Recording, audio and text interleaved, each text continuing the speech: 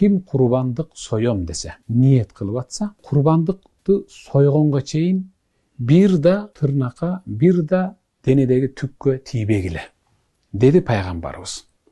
Emnege? Oşol silerдин soygon kurbandыгыңарга tırnağыңардын uçu керек болсо колтуңардагы түгүңөр дагы, денеңердеги түгүңөр дагы күбөгө өтөт деп атканы. Сооп болот деген түшүнүк да.